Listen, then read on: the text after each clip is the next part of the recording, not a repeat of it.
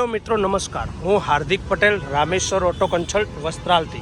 तो मित्रों आज हूँ આવી ગયો છું તમારા માટે મારુતિ સુઝુકીની સિયાઝ લઈને, જેની કન્ડિશન તમે સ્ક્રીનમાં જોઈ રહ્યા છો। એકદમ ફર્સ્ટ ક્લાસ અને ન્યૂ જેવી કન્ડિશનમાં non accidental company fitting engine સાથે મારુતિ સુઝુકી સિયાઝ।